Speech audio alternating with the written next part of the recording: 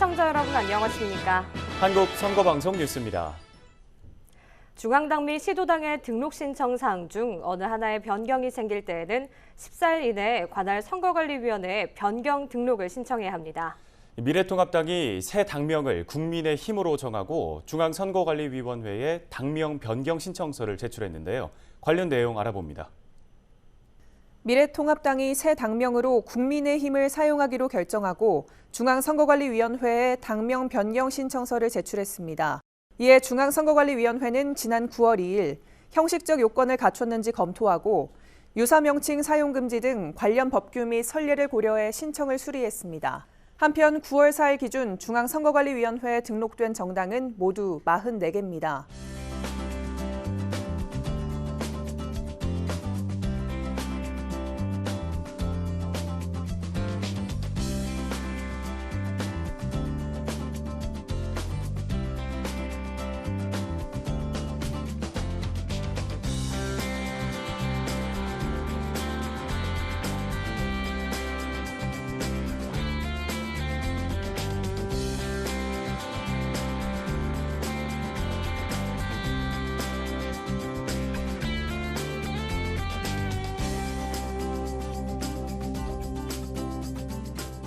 한편 정당은 법정 시도당 수 및 시도당의 법정 당원 수의 요건을 구비하지 못하게 된 때 최근 4년간 임기 만료에 의한 국회의원 선거 또는 임기 만료에 의한 지방자치단체의 장선거나 시도의회 의원 선거에 참여하지 아니한 때 임기 만료에 의한 국회의원 선거에 참여하여 의석을 얻지 못하고 유효투표 총수의 100분의 2 이상을 득표하지 못한 때 중 어느 하나에 해당하는 때에는 해당 선거관리위원회가 그 등록을 취소합니다.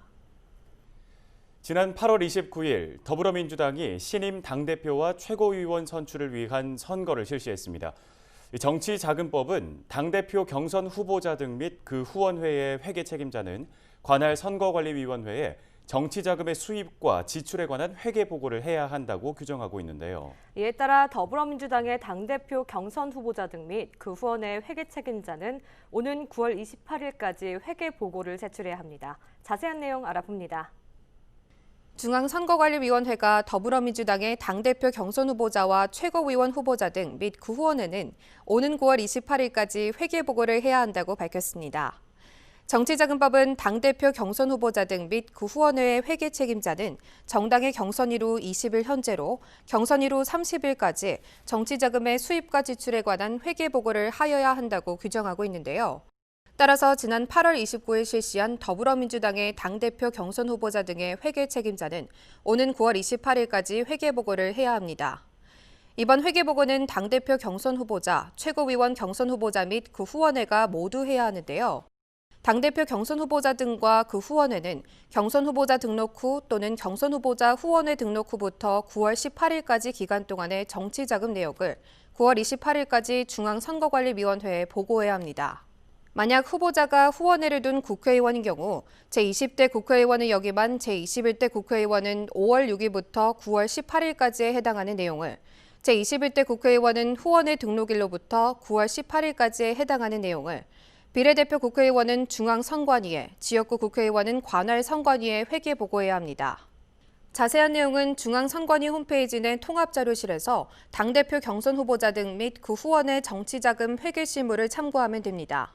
한편 당대표 경선 후보자 등 및 그 후원회의 자녀 재산은 경선에 참여하여 당선 또는 낙선한 경우에는 소속 정당에 인계하고 경선에 참여했으나 사퇴, 자격 상실 등으로 경선을 완주하지 아니한 경우에는 국고로 귀속됩니다.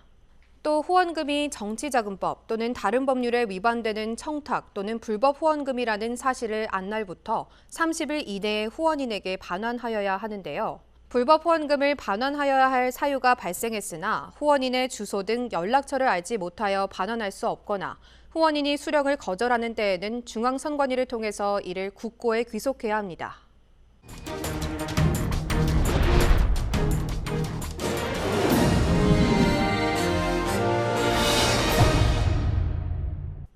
이번에는 이것이 궁금하답니다. 오늘은 입후보 제한을 받는 자의 사직에 대해 정수연 리포터가 설명해드립니다. 오늘 이것이 궁금하다의 주제는 입후보 제한을 받는 자의 사직입니다. 우리나라 헌법은 모든 국민의 공무담임권을 기본권으로 보장하고 있습니다. 이에 공직선거법은 나이, 거주 요건 등 피선거권에 대해 구체적으로 규정하고 있는데요. 특히 공무원 등은 공직선거법에서 규정하고 있는 피선거권의 요건을 충족하더라도 해당 직을 그만두어야만 선거에 입후보할 수 있는 경우가 있습니다. 이렇게 공무원 등의 입후보를 제한하는 이유는 일정 지위를 가진 사람이 자신의 지위와 권한을 선거운동 과정에서 남용하는 것을 사전에 차단하고 선거의 공정성을 꾀하고 공무원의 직무 전념성도 확보하기 위함입니다. 그렇다면 입후보 제한을 받는 자는 언제까지 사직해야 할까요?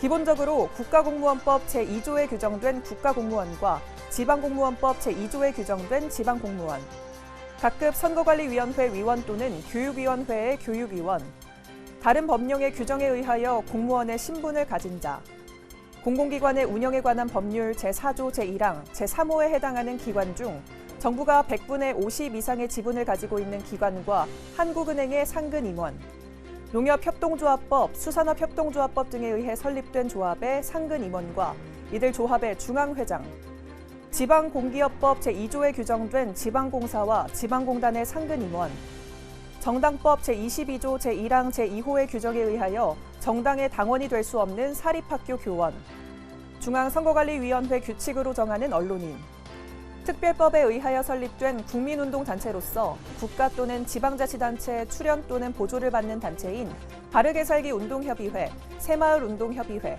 한국자유총연맹의 대표자 등의 직을 가진 사람이 공직선거에 입후보하기 위해서는 선거일 전 90일까지 그 직을 그만두어야 합니다. 하지만 예외적인 경우도 있는데요. 첫 번째로 국회의원이 대통령 선거와 국회의원 선거에 입후보하는 경우 지방자치단체의 의회 의원이나 장이 해당 지방의회 의원 선거와 지방자치단체의 장애 선거에 입후보하는 경우는 사직하지 않아도 됩니다. 두 번째로 비례대표 국회의원 선거나 비례대표 지방의회 의원 선거에 입후보하는 경우, 보궐선거 등에 입후보하는 경우, 국회의원이 지방자치단체의 장애 선거에 입후보하는 경우, 지방의회 의원이 다른 지방자치단체의 의원이나 장애 선거에 입후보하는 경우에는 선거일 전 30일까지 그 직을 그만두어야 합니다.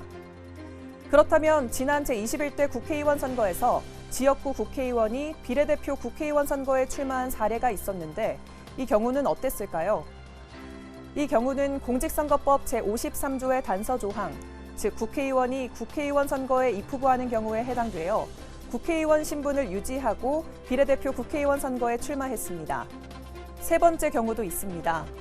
비례대표 국회의원이 지역구 국회의원 보궐선거 등에 입후보하는 경우 비례대표 지방의회 의원이 해당 지방자치단체의 지역구 지방의회 의원 보궐선거 등에 입후보하는 경우에는 후보자 등록 신청 전까지 그 직을 그만두어야 합니다. 마지막으로 지방자치단체의 장은 선거구역이 해당 지방자치단체의 관할구역과 같거나 겹치는 지역구 국회의원 선거에 입후보하고자 하는 때에는 해당 선거의 선거일 전 120일까지 그 직을 그만두어야 합니다.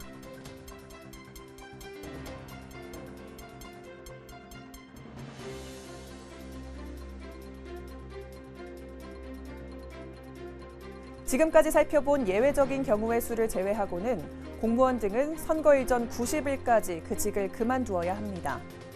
따라서 지방자치단체의 장이 해당 자치단체의 관할구역과는 다른 지역구 국회의원 선거에 입후보하는 때에는 선거일 전 90일까지만 사직하면 됩니다. 어떠세요? 입후보 제한을 받는 자의 사직에 대해서 이제 궁금증이 좀 풀리셨나요? 지금까지 이것이 궁금하다였습니다.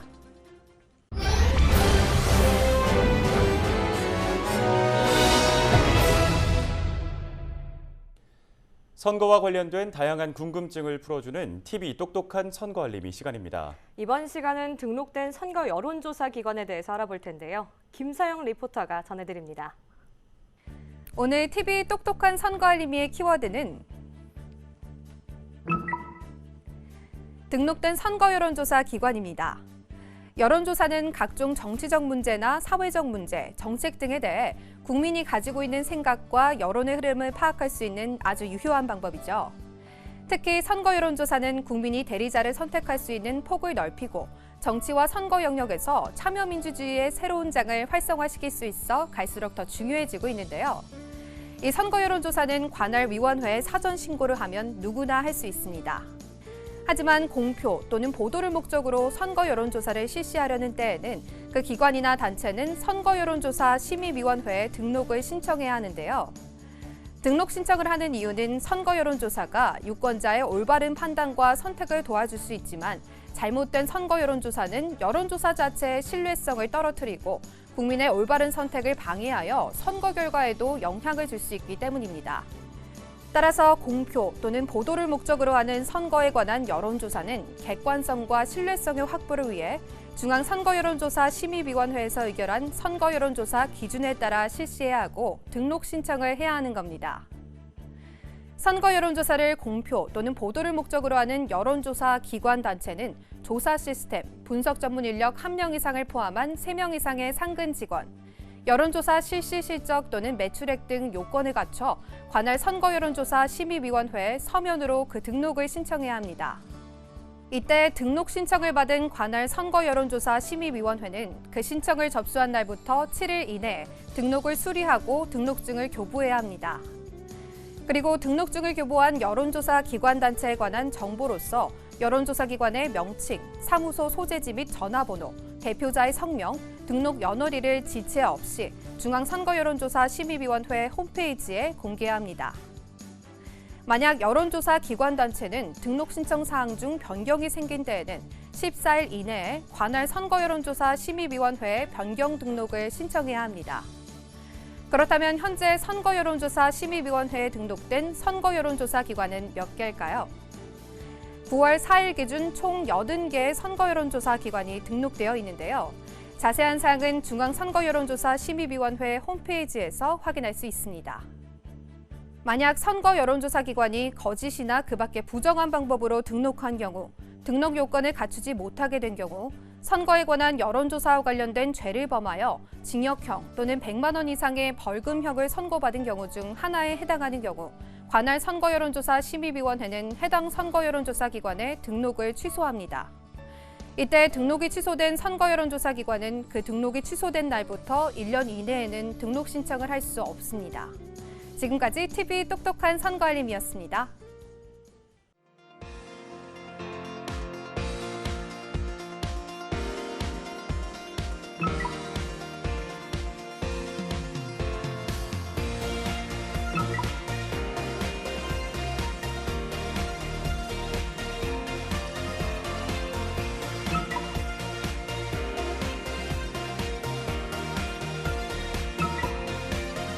Three, two, one.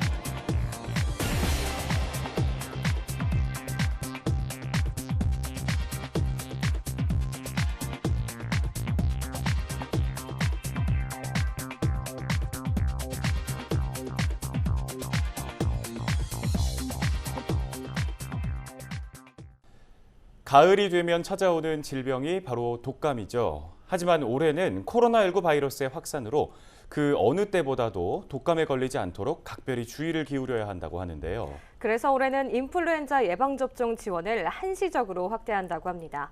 어린이는 만 6개월부터 만 18세까지, 어르신은 만 62세부터 무료로 독감 예방접종을 받을 수 있다고 하는데요. 어린이는 9월 8일부터, 어르신은 10월 13일부터 가까운 동네 병원 의원이나 보건소에서 접종할 수 있다고 하니까요. 잊지 말고 꼭 접종하시기 바랍니다. 오늘 한국 선거방송 뉴스는 여기까지입니다. 시청해주신 여러분 고맙습니다.